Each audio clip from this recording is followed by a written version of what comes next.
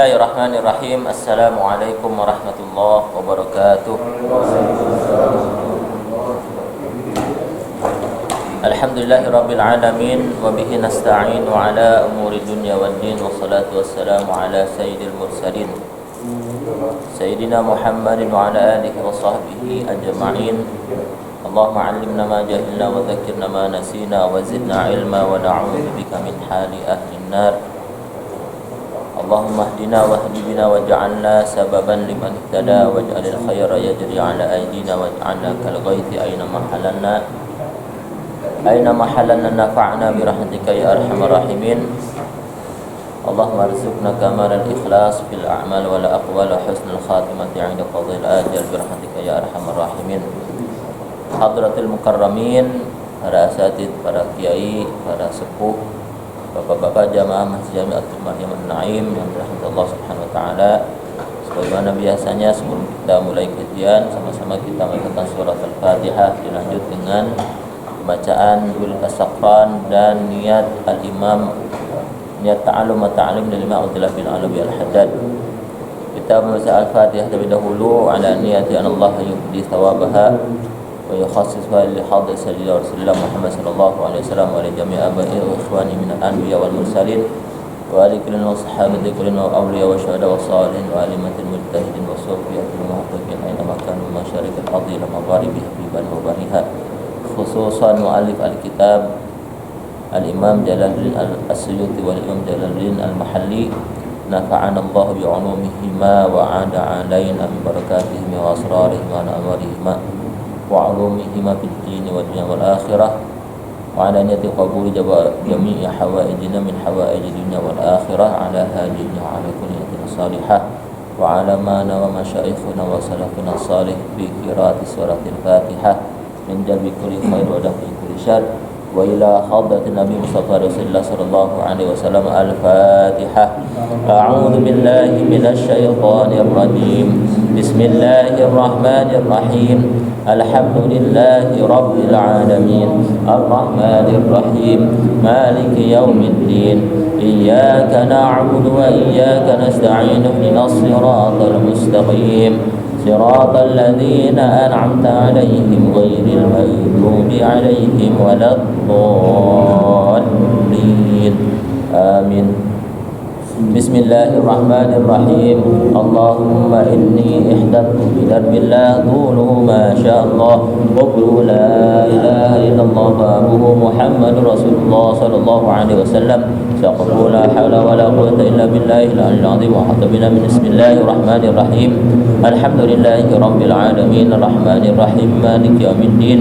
إياك نعبد وإياك نستعين اهدنا الصراط المستقيم صراط الذين أنعمت عليهم غير المغضوب عليهم ولا الضالين آمين. سور رأيت الله لا إله إلا هو الحي القيوم لا تأخذه سنة ولا نوم له ما في السماوات وما في الأرض. من ذا الذي يشفع عنده إلا بإذنه يعلم ما بين أيديهم وما خلفهم ولا يحيطون بشيء من علمه إلا بما شاء. وسع كرسيه السماوات والأرض ولا يؤوده حفظهما وهو العلي العظيم. بنا استدارت كما استدارت الملائكة بمدينة الرسول بلا خندق ولا سور من كل قدر مقدور وحذر محذور من جميع الشرور. ترسنا بالله من عدونا وعدونا من ساك عرش الله لك وعي أرض الله بمئة ألف لا حول ولا قوة إلا بالله العلي العظيم. من عدو لا تنقذه بمئة ألف لا حول ولا قوة إلا بالله العلي العظيم. عزيمته لا تنشب بمئة ألف لا حول ولا قوة إلا بالله العلي العظيم. اللهم إن أحد أرادني بسوء من الجن والإنس والوحوش وغيره سائر المخلوقات من بشر أو شيطان أو سلطان أو وسواس فاجعل نظرهم في انتكاس وقلوبهم في وسواس وأيديهم في إفلاس وغيرهم من الرجل إلى راسنا في سهل يقطع ولا في جبل يقطع بمئة ألف لا حول ولا قوة إلا بالله العلي العظيم. وصلى الله على سيدنا محمد وعلى آله وصحبه وسلم. الحمد لله رب العالمين. Bismillahirrahmanirrahim. Nawaitu ta'alluma wat ta'lima wat tadhakkura wat tadhkira wan naf'a wal intifa'a wal ifadata wal istifadah wal hasa 'ala tamassuk bi kitabillah wa sunnati rasulih wad du'a ila al huda wad dalalata 'ala al khair ibtigha'a wajhillah wa mardatihi wa qurbihi wa thawabihi subhanahu wa ta'ala. Bismillahirrahmanirrahim. Qala al-muallif rahimahullahu ta'ala wa nafa'na bihi wa bi'ulumihi wa bi'ulumi masyayikhina wa masyayikhikum wa bi'ulumina wa 'ulumikum fid dharain. Amin. Ila an qala mangga tiasa dibika halaman 27. Masih yang akhir. Terakhir pembahasan daripada tafsir Al-Jalalain yaitu ayat 188, di mana ayat ini menjelaskan setidaknya ada 2 poin yang bisa kita ambil. Yang pertama adalah larangan untuk memakan harta sesama kita dengan cara yang tidak dibolehkan oleh syariat atau dengan cara yang batil. Yang paling bawah itu 188. Nah itu terakhir pembahasannya. Jadi di ayat ini kurang lebihnya atau setidaknya ada 2 kesimpulan yang bisa kita ambil. Diantaranya adalah larangan untuk memakan harta dengan cara yang batil, dengan cara yang haram, dengan cara yang tidak diperkenankan oleh syariat, seperti mencuri dan ghasab. Kemarin sudah dibahas apa itu mencuri dan ghasab. Mencuri itu berarti secara fikihnya itu adalah akhdul mal al-ghair zulman, atau mengambil harta orang lain dengan cara yang zalim, dengan cara yang batil. Perbedaannya kalau sariqah dan ghasab, kalau sariqah biasanya sembunyi-sembunyi, kalau ghasab itu terang-terangan. Dan biasanya juga kalau sariqah itu nyuri, itu barang yang dicuri adalah yang berharga. Tapi kalau ghasab biasanya yang remeh-temeh biasanya. Jadi meskipun memang tidak menutupi kemungkinan juga untuk ghasab, barang yang dighasab juga bisa jadi barang yang berharga. Nah, makanya kemarin sudah dibahas juga, budaya ghasab ini adalah budaya yang memang ada, tapi kita juga harus katakan ini adalah budaya yang dilarang oleh agama. Karena kita tahu ya, larangan di sini adalah menggunakan harta dengan cara yang batil. Jadi kalau tidak diperkenankan oleh syariat, berarti ya kita katakan tidak boleh. Itu meskipun terkadang kita masih melakukannya. Pakai sendal, ya kan, sendal orang lain, tuh kita tambah izin, kita gunakan, itu kan maksudnya ghasab. Meskipun di sana juga ada teori perlu dimarubahu. Jadi kalau seandainya sudah diketahui keridhoannya, maka itu diperbolehkan. Karena biasanya yang dibolehkan atau yang diridhoi oleh orangnya biasanya hal yang remeh-temeh. Tapi kalau yang sesuatu yang yang berharga biasanya tidak. Jadi kembali lagi ke hukum adat nantinya. Kemudian poin yang kedua adalah larangan juga kepada kita semuanya untuk mengambil hak orang lain dengan cara ke pengadilan, sedangkan kita tahu kita ini adalah orang yang tidak berhak. Itu biasanya orang yang datang ke pengadilan dan dia mengetahui dia bukan orang yang berhak, itu biasanya mengambilnya dengan cara yang batil, yaitu dengan cara suap. Makanya di sini mufassir yaitu Al-Imam Suyuti belum menjelaskan ai bi hukumatiha au bil amwal riswatan. Beliau tahu bahwasanya ada riswah, ada suap menyuap, itu memang dalam hal persidangan atau apa itu selalu ada, atau sering ada lah, bukan selalu, sering ada. Makanya beliau berikan contoh sesuai dengan fakta kenyataannya. Nah, riswah ini dilarang oleh agama. Suap penyuap ini dilarang oleh agama, atau mungkin dalam bahasa kerennya sekarang itu gratifikasi, itu sesuatu yang dilarang oleh agama alias tidak diperkenankan oleh agama. Karena memang riswah ini ya, dia yang masuk riswah ya, kita membeli sesuatu yang bukan hak kita. Ya, ke pengadilan kita tahu bahwa ini bukan hak kita, tapi biar kita menang suap. Itu berarti ini riswah masuknya. Karena kalau seandainya kita memilih kebenaran, artinya memang ada hak kita di sana. Tapi kita sadar, kita tahu kalau hak kita ini kita ambil tanpa adanya riswah, tidak bakal kita dapatkan. Dan kita yakin saya ini berhak. Tapi kalau saya nggak pakai jalan riswah, maka tidak bisa kita dapatkan. Maka ini tidak dikatakan riswah, gitu. Karena yang kita beli adalah kebenaran dan kita di posisi yang benar. Sehingga yang dosa di sini adalah orang yang menerima suap tersebut. Gitu. Makanya harus ada kesadaran antara si hakimnya dan juga si pemberinya. Pemberi dia harus tahu, dia harus sadar kalau memang bukan hak dia, maka jangan berani-berani menggugat ke pengadilan kalau dia memang sadar dia bukan orang yang berhak. Kemudian kalau orang yang berhak, maka pengadilan pun harus tahu mana yang berhak, mana yang tidak, gitu kan. Kalau yang berhak berikan tanpa harus ada istilahnya riswah-riswahan, suap menyuap, tanpa harus ada demikian. Dan dia juga harus tahu, hakim harus tahu kalau seandainya dia menerima riswah, maka dosa besar akan dia tanggung. Itu. Ini kurang lebih poin yang bisa kita ambil dari ayat 188. Makanya di sini dijelaskan tuh. Litakulu amwalan nasi litakulu fariqam min amwalin nasi bil ismi wa antum ta'lamun. Ini nih. Di suatu gambarnya seperti itu. Memakan sebagian harta dari harta manusia dengan cara yang yang dosa, dengan cara dosa, salah satu dengan cara riswah, wa antum ta'lamun.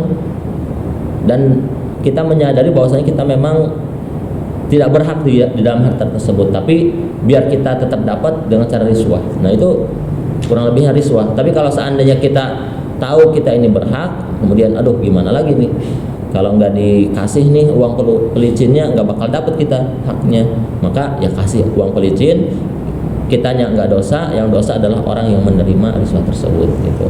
Jadi mudah-mudahan ini budaya riswah bisa hilang di bumi pertiwi ini ya, bisa hilang di bumi Indonesia, karena ini adalah dosa yang istilahnya itu ya tidak boleh kita katakan udah biasa, tidak boleh.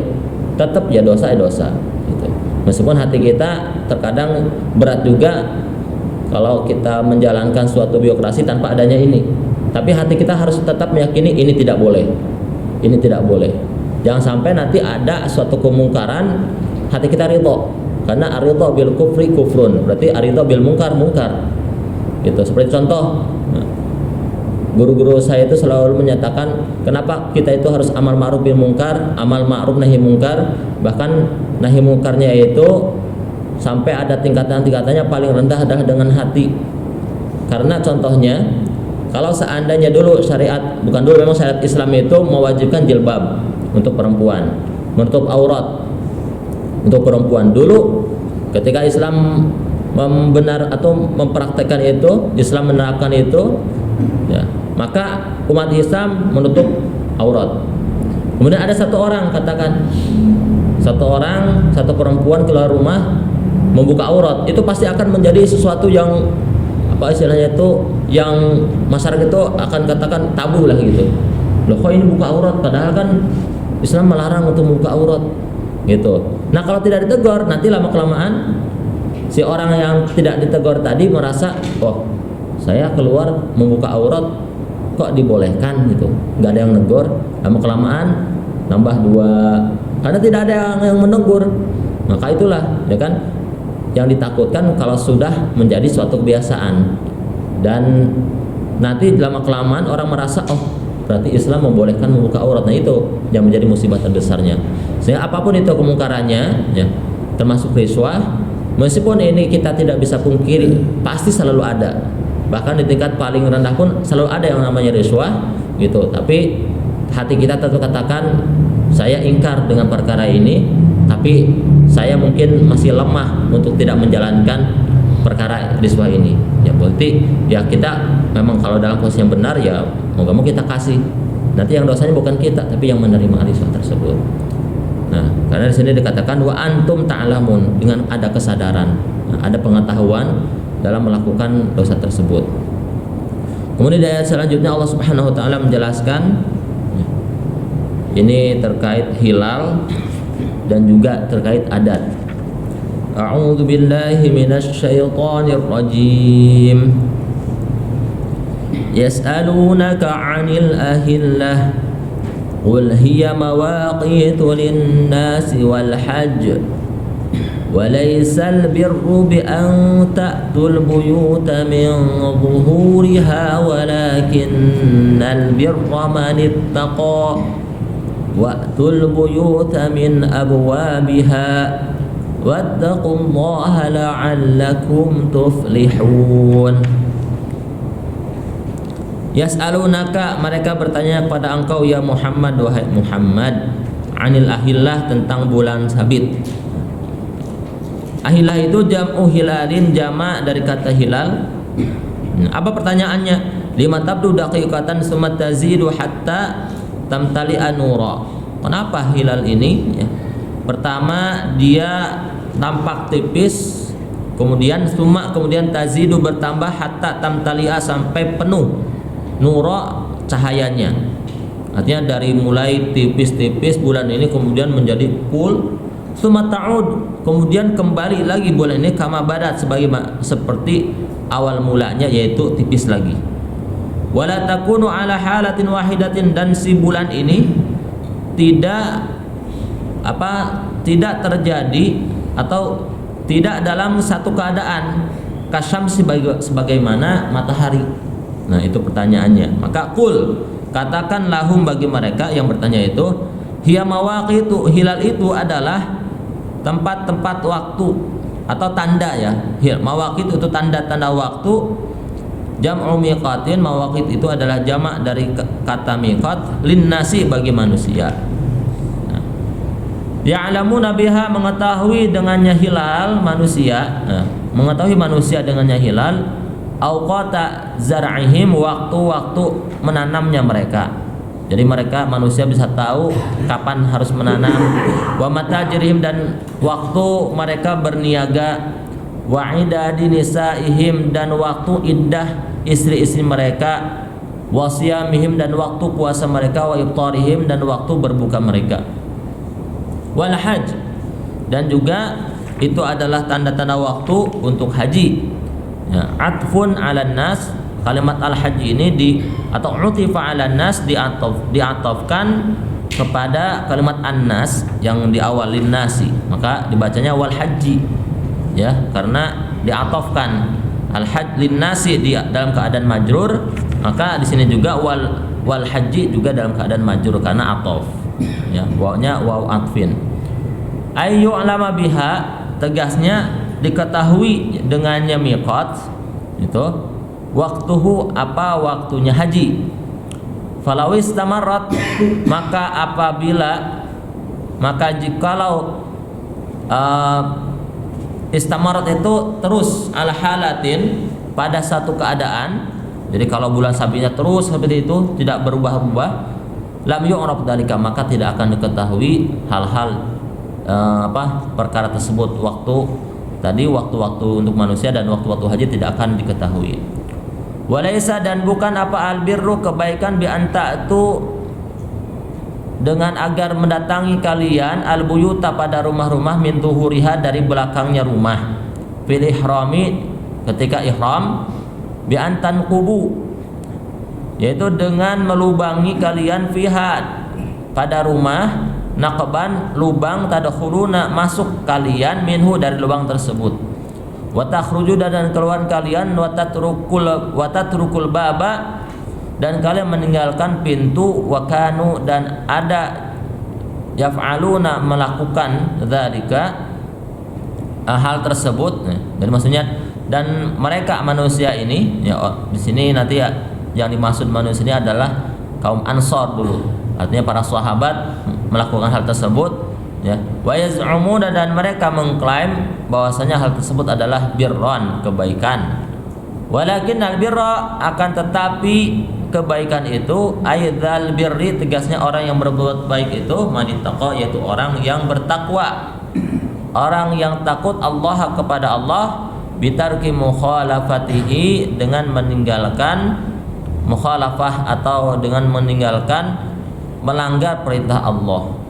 Waktu dan datangilah oleh kalian al-buyuta, rumah-rumah, min abwabiha, dari pintu-pintunya, fil ihrami, sebagai di dalam ihram, kaghairi, seperti halnya selain ihram, atau seperti halnya selain ihram. Wattaqullah, dan bertakwalah kalian kepada Allah, la'allakum, agar kalian tuflihun, beruntung atau menang.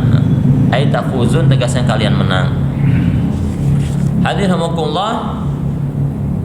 dalam ayat ini, ayat daripada surat Al-Baqarah 189,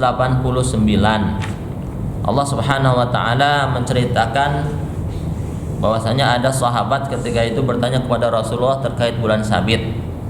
Karena kita tahu bulan Sabit atau yang kita kenal dengan hilal, yang selalu menjadi perdebatan setiap tahunnya, bahkan kita pun masih menunggu kabar untuk haji.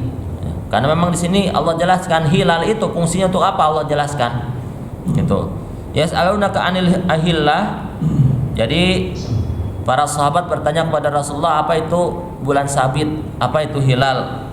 Kenapa hilal itu di awal dia tipis, kemudian terus membesar sampai hanya purnama. Setelah purnama mengecil lagi seperti awal, itu tipis lagi. Itu bahkan hilang. Kenapa kok hilal ini tidak seperti matahari yang ya begitu? Matahari tidak ada istilah mengecil, membesar, tidak, ya begitu-gitu aja kalau matahari. Satu keadaan. Maka apa jawabannya? Qul hiya mawaqitu linnas. Katakan wahai Muhammad bagi mereka yang bertanya itu, hilal itu adalah tanda-tanda waktu untuk manusia. Ya, tanda-tanda waktu.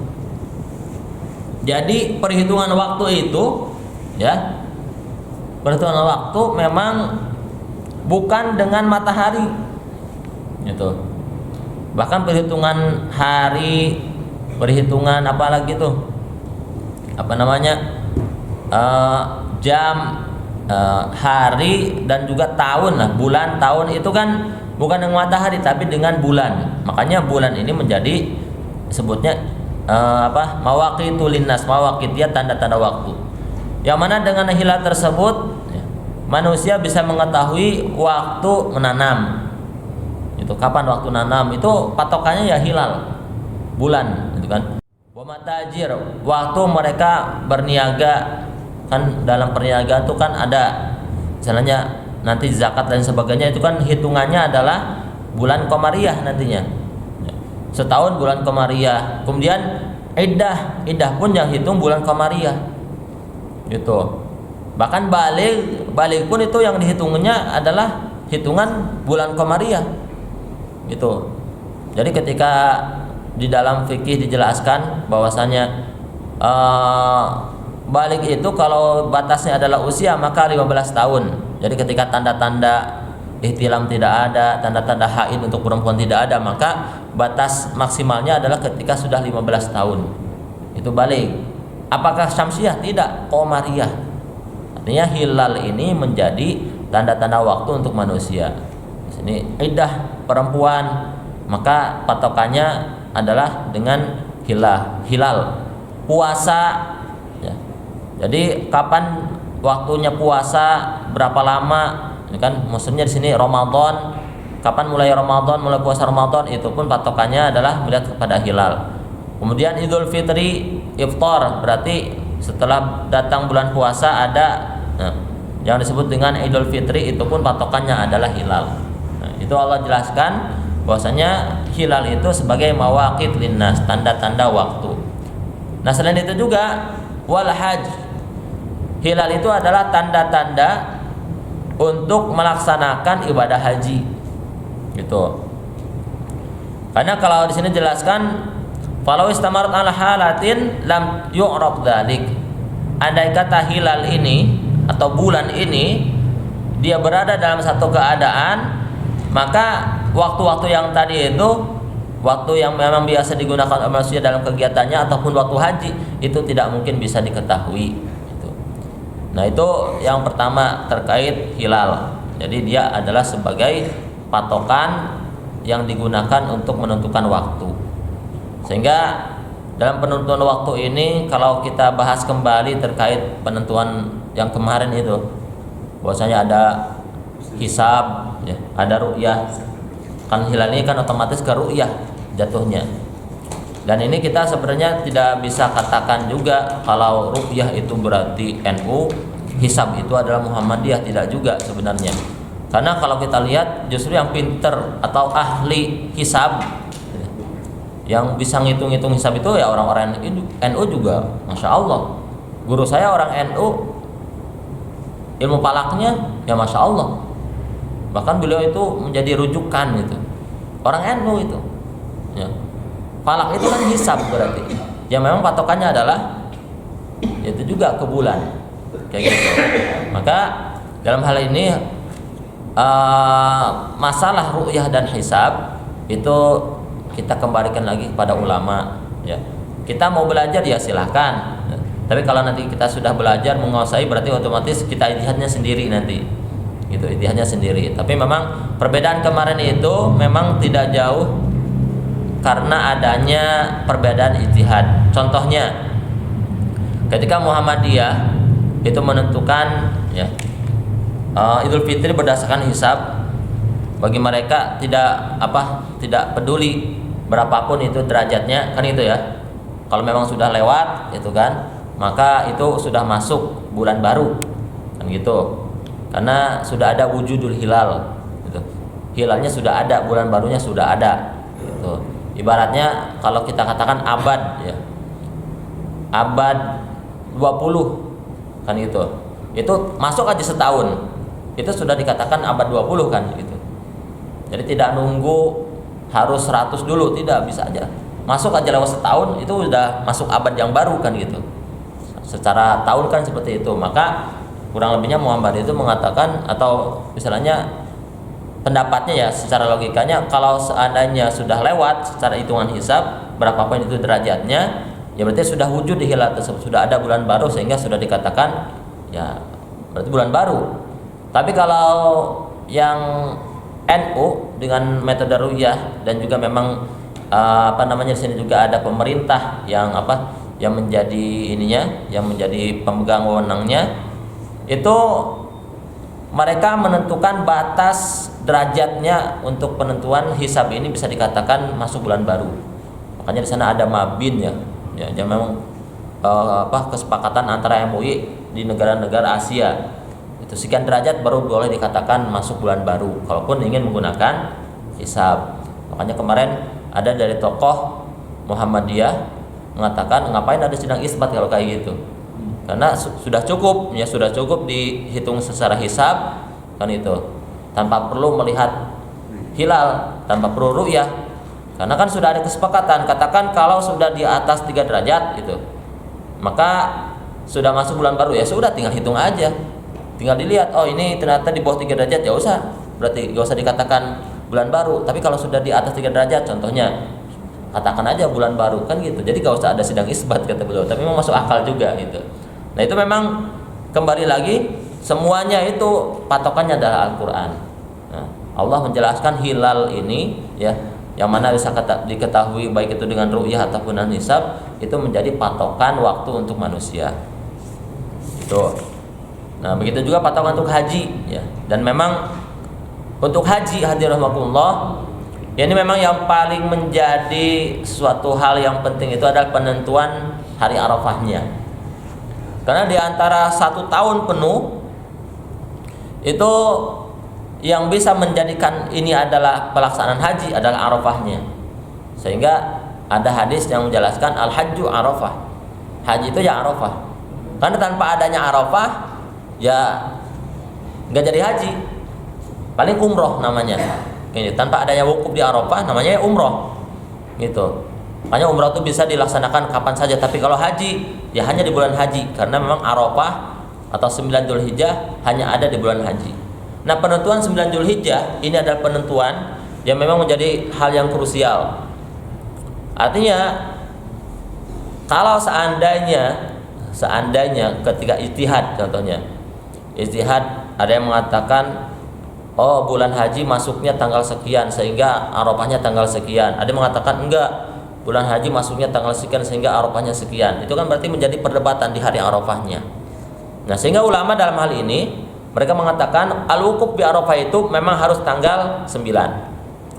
Andai kata ada kesalahan dalam ijtihad dan kita baru sadar, oh ternyata harusnya kemarin itu Arafah, saya baru tahu kan, saya kira hari ini Arafah nih, tanggal 10 ketika itu contohnya, maka sebagian ulama mengatakan boleh wukufnya tanggal 10 gitu, boleh wukufnya tanggal 10, bahkan boleh wukufnya tanggal 11. Kenapa? Ulama mengatakan dalam hal ini karena susah sekali untuk melaksanakan qadha. Ketika haji susah sekali. Nanti bisa tahun depan qadha. Siapa yang bisa menjamin tahun depan benar juga penentuan Arafahnya? Ijtihad kita dalam menentukan hari Arafah, siapa yang bisa menjamin kalau tahun depan akan benar juga? Bisa jadi tahun depan pun salah seperti halnya tahun sekarang contohnya. Makanya memang dalam hal ini ketika penentuan Arafah ya kita memang mengikuti yang di Mekah sana. Tapi ya tidak menutup kemungkinan yang di Mekah pun itu kan berdasarkan ijtihad di negaranya. Ada ulama mungkin yang bisa tahu waktu kan dengan ijtihad sendiri, menurut saya Arafahnya tanggal sekian, tapi Saudi menentukan tanggal sekian. Bisa saja berbeda-beda. Maka dalam hal ini kembali kepada keyakinan masing-masing, dan kalaupun nanti ada kekeliruan maka boleh istilahnya dilakukan Arafahnya mungkin bisa jadi tanggal 10-nya atau tanggal 11-nya boleh, tidak apa-apa. Ini menurut sebagian ulama. Karena apa? Alasannya karena sangat sulitnya untuk melaksanakan qadha haji gitu. Nah, untuk penentuan Arafah. Jadi artinya kalau nanti yang haji gitu kan bingung sebenarnya Arafah itu kapan sih gitu. Yang jalan pertama adalah ikut saja guru kita atau ikut negara setempat itu di Saudi sana gitu. Jadi nggak usah ketika kita memang kebetulan haji tahun itu kita malah saya mau pengen ikut Indonesia aja, kebetulan pemerintah Indonesia menentukan tanggal sekian. Tidak usah, ikut saja yang di sana. Pertama. Kedua, kalau memang kita berijtihad sendiri dan kita tahu, kita yakin, ya sudah kita lakukan sesuai dengan keyakinan kita. Berarti wukufnya mungkin yang lain tanggal sekian, kita melakukan sesuai dengan keyakinan kita tanggal sekian gitu. Nah, nanti kalaupun ada kekeliruan atau bagaimana, itu adalah kekeliruan yang mutasamah fi, yang ditoleransi karena sulitnya untuk melaksanakan qadha. Sulit sekali untuk melaksanakan qadha. Nah, itu. Kemudian yang kedua, hadirahumullah, dalam ayat ini pun dijelaskan terkait hukum adat. Adat dalam Islam itu sesuatu yang ketika dia tidak bertentangan dengan syariat akan diakui. Sehingga ada kaidah fikih al-adatu muhakkamah. Itu. Adat pun bisa dijadikan landasan hukum. Gitu, adat. Tapi ada ketentuan-ketentuan adat ya, yang memang kalau dia memenuhi syarat, memenuhi ketentuan baru boleh jadikan dasar hukum. Kalau tidak, ya tidak boleh. Di antaranya kan harus sesuai dengan Alkitab wa Sunnah, tidak bertentangan dengan syariat. Itu. Maka di sini Allah menceritakan ada adat kaum Ansor ini sahabat sebenarnya yang menceritakan ini. Sahabat di zaman jahiliyah itu mereka punya adat di mana kalau mereka melaksanakan ihram pengen masuk rumah itu mereka tidak masuknya dari depan. Tapi mereka membuat lubang di belakang rumah, masuknya dari sana. Kalau ada dalam pelaksanaan ihram mereka masuk ke rumahnya itu dari depan, itu dicemooh nantinya. Dianggap tabu. Gitu. Sehingga di sini Allah jelaskan bahwasanya kebaikan itu bukan hal yang demikian. Jadi yang kalian klaim bahwasanya kebaikan itu kalau sedang ihram dan ingin masuk rumah lewat belakang, itu bukan kebaikan kata Allah. Tapi justru yang kebaikan itu atau orang yang baik itu adalah manittaqo, orang yang bertakwa kepada Allah. Ya, bertakwa dalam artian di sini menjalankan perintah Allah dan menjauhi larangannya. Nah, ketika Allah katakan Allah jelaskan setelahnya waqtul buyuta min abwabiha, Allah perintahkan kalau mau mendatangi rumah, datangi dari depannya. Gitu. Berarti kan orang yang bertakwa berarti orang yang mentaati perintah Allah Sehingga jangan sekali-kali lagi kalian ya ketika ihram malah lewat belakang. Ya, lewat depan aja udah gitu. Ya, dan lewat depan itu bukan perkara yang tabu, bukan perkara yang dosa gitu. Ini untuk meluruskan adat jahiliyah ketika itu ya. Wattaqullaha la'allakum tuflihun, dan bertakwalah kalian kepada Allah agar kalian termasuk orang-orang yang menang. Maka hadirin rahimakumullah, kembali lagi kita lihat bagaimana Allah Subhanahu wa taala di sini ya menjelaskan terkait hukum adat. Ada adat yang memang dikonfirmasi bahwasanya ini bagus sehingga boleh dilakukan. Ada juga adat yang memang dikonfirmasi ini tidak ya, ini bukan adat dalam Islam gitu. Maka tidak boleh. Bahkan ada yang diharamkan, kayak contoh adat dalam perdagangan gitu, bai'ul hasoh, jual beli tapi lempar batu gitu. Pokoknya batu yang dapat yaitu berarti udah barang saya gitu. Berarti kan jual beli dalam hal ini kan bukan ya untung-untungan juga ujungnya, kayak judi gitu. Nah ini kan dulu mungkin adat, sebuah adat, atau mungkin ada istilahnya jual beli atau melakukan hal-hal yang memang undi nasib lah bahasanya, itu kan adat, dilarang oleh Islam gitu. Hal-hal yang seperti itu yang memang bertentangan dengan syariat dilarang. Ada juga adat yang memang dipertahankan oleh Islam. Di antaranya kan ada adat-adat seperti contoh istilahnya yang menyembelih gitu, menyembelih hewan kurban, itu kan adat yang memang ada perintahnya juga di Al-Quran itu kan, dan memang itu adatnya di sunnahnya dari Nabi Ibrahim alaihissalam ya. Ketika Nabi Ibrahim dulu beliau ini pernah mengatakan sesuatu dalam hatinya ya, ketika memang malaikat ketika itu minta kepada Nabi Ibrahim dikasih sama Nabi Ibrahim. Kemudian Nabi Ibrahim jangankan ya harta atau berupa kambing atau apa, anak pun kalau memang perlu dikorbankan saya korbankan. Sehingga suatu hari Nabi Ibrahim mendapatkan keturunan, dan memang ini ada samratu fuadi, ini adalah buah hatinya Nabi Ibrahim. Allah tuntut, ayo kurbankan. Nabi Ibrahim, loh ya Allah, ini adalah buah hati aku, tapi kan kamu dulu juga pernah mengatakan dalam hatimu untuk Allah, demi Allah anak pun bisa dikorbankan, ayo sekarang coba buktikan. Maka ketika itu Nabi Ibrahim karena sudah diingatkan terkait janjinya itu ya, maka beliau pun mau. Dan sehingga ketika ini kan untuk menunjukkan ujian untuk Nabi Ibrahim, ujian ketika beliau ingin menyembelih Nabi Ismail dan Allah ganti dengan kambing. Karena memang sebenarnya hadirullah utamanya tetap kambing sebenarnya. Meskipun di masyarakat mungkin lebih sukanya sapi dan sebagainya, tapi memang syariat pertamanya kambing itu. Kambing, baru dari kambing dikembangkan, oh ya bisa sapi, kalau sapi 7, atau onta 7, atau kerbau yang semisalnya berarti 7 gitu. Tapi sebenarnya di ayat tersebut, dalam kisah tersebut sunnahnya adalah kambing. Makanya guru-guru kita juga itu mereka masih lebih mengutamakan kalau bisa kambing aja deh, karena semakin banyak nyawa itu semakin baik gitu. Tapi ternyata kalau sekarang kan masyarakatnya berbeda. Kalau kambing semua meskipun itu afdol ya, tidak ada sapinya katakan, itu ada masyarakatnya aduh saya nggak makan kambing, nggak baik juga. Maka diimbangin, yang kambing mangga, yang sapi pun ya nggak apa-apa gitu.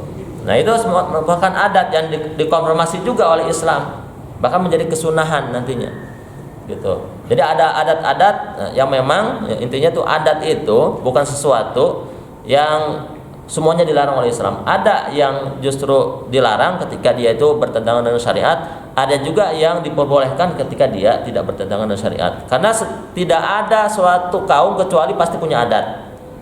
Islam datang ke Indonesia ada adatnya orang Indonesia itu.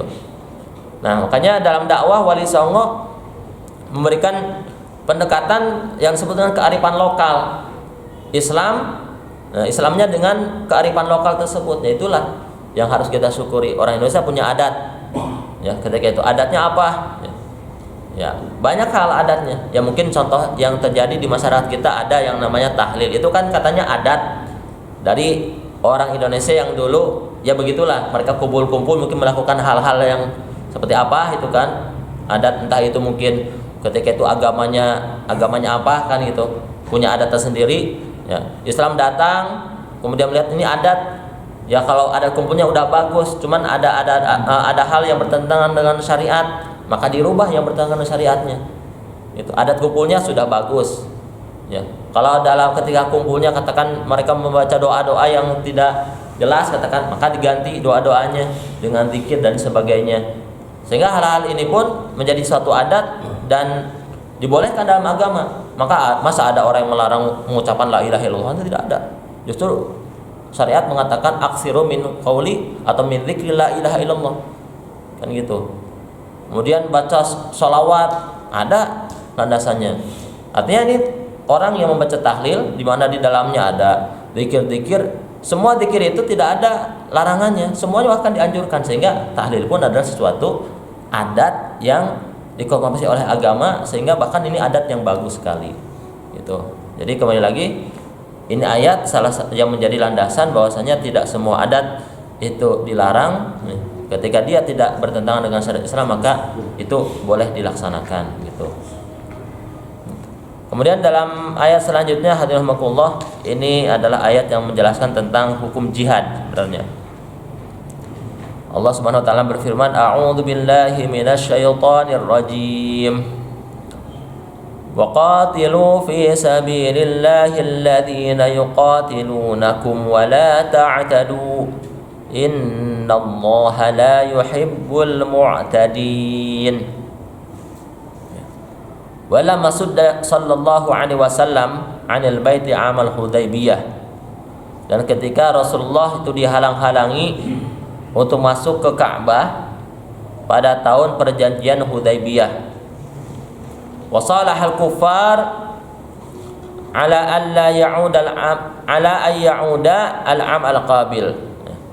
Dan Rasulullah di sini membuat perjanjian atau perjanjian damai ya. Salah itu kan suluh itu kan perjanjian damai lah itu.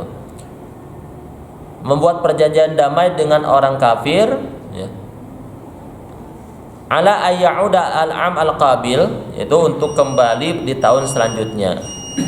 Wa yakhallu lahu makkata salasata ayyam, dan mereka dibolehkan ya. Jadi orang-orang kafir ini membolehkan Rasul ya, untuk tinggal di Mekah 3 hari gitu. Jadi perjanjiannya boleh nanti masuk ke Mekah di tahun selanjutnya, tapi dan perasaannya hanya 3 hari saja. Pokoknya masuknya hanya 3 hari saja. Wa tajahaza li umratil qada, maka ketika datang tahun selanjutnya, tajahaza, bersiap-siap Rasul tentu dengan para sahabat di umratil qada untuk melaksanakan umrah qada. Ya. Karena tahun kemarinnya tidak jadi, tidak terlaksanakan. Wa khafu alla tafiya Quraisyun wa yuqatiluhum. Dan mereka takut kafir Quraisy ini tidak menepati janjinya, bahkan mereka takut kalau nantinya malah kafir Quraisy ini memerangi mereka, ya kan? Wa karihal muslimun qitalahum, sedangkan kaum muslimin itu sangat tidak menyukai untuk berperang dengan kafir Quraisy fil haram, di tanah haram ya. Wal ihram, dan mereka juga tidak suka kalau harus berperang dengan kafir Quraisy ketika mereka dalam keadaan ihram wasyahril haram, dan mereka juga tidak suka untuk memerangi kafir Quraisy di bulan-bulan haram ya. Bulan haram ada 4. Rajab sudah lewat, dan sekarang kita sudah masuk lagi bulan haram, yaitu Dzulqa'dah, Dzulhijjah, Muharram. Sekarang sudah masuk bulan Dzulqa'dah dan kita sudah masuk di bulan haram. Jadi ayat 190 ini adalah ayat yang menjelaskan terkait jihad. Tapi pemicunya adalah ya ini tadi, ketika Rasulullah dihalang-halangi dan sahabat dihalang-halangi untuk masuk Mekah, sehingga ya udah bikin perjanjian damai. Hanya hasilnya adalah boleh untuk umroh, boleh masuk Mekah, tapi tahun depan, itu pun 3 hari aja. Nah, sudah selesai itu perjanjian tersebut, tahun depannya mereka sudah siap-siap, tapi apa benar nih kafir Quraisy akan menepati janjinya gitu. Soalnya kalau kita harus perang di sana, waduh, Kan kita itu dilarang sekali untuk memerangi, untuk perang lah di haram itu. Tidak boleh perang di haram, tidak boleh perang ketika ihram, jangan perang membunuh hewan saja tidak boleh. Begitu juga di bulan haram tidak diperkenankan untuk berperang. Gitu. Kalau seandainya nanti mereka tidak menepati janji, masa kita harus berperang di sana? Maka turunlah ayat ini yang menjelaskan bahwasanya pembolehan ya dari Allah untuk memerangi mereka meskipun dalam keadaan yang tadi telah disebutkan gitu. Tapi tentu ada batasan-batasannya. Wala ta'tadu, tidak boleh melampaui batas dan sebagainya. Insyaallah kita jelaskan batasan-batasannya sebagaimana dijelaskan dalam ayat ini di pertemuan selanjutnya. Wallahu a'lam. Sama-sama kita tutup dengan doa penutup majelis. Ya, mangga. Assalamualaikum warahmatullahi wabarakatuh. Waalaikumsalam warahmatullahi wabarakatuh. Sehubungan dengan sahabat teman kita mau berangkat haji, sedianya hari Sabtu undangannya, tapi ada perubahan diubah menjadi hari Minggu atau Ahad sore. Jadi pertemuan untuk silaturahmi dengan Pak Darna, Pak Komandan.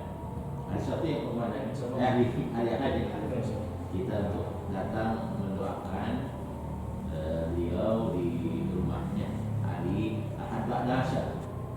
Begitu undangannya. Mudah-mudahan teman-teman semua meluangkan waktunya, ada waktu untuk sama-sama kita berkunjung atau bersilaturahmi mendoakan sahabat kita yang mau mereka kepada saya. Mudah-mudahan dengan kita datang Allah memberi kesempatan juga buat kita untuk ziarah Makkah Mukarramah dan teman-teman semua.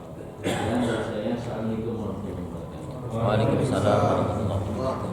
Ya Rabbana a'tarafna bi annana qtarafna wa annana asrafna ala ladha ashrafna fatub alaina tawbah taghsil واستر لنا العورات وآمن الروعات واغفر لوالدينا ربي والأهل والإخوان وسائر الخلان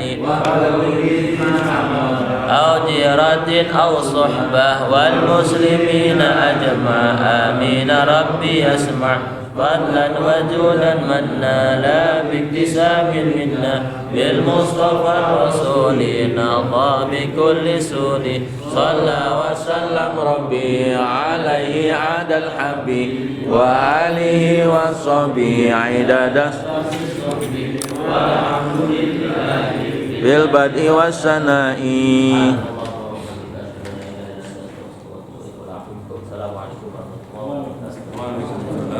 Assalamualaikum warahmatullahi wabarakatuh.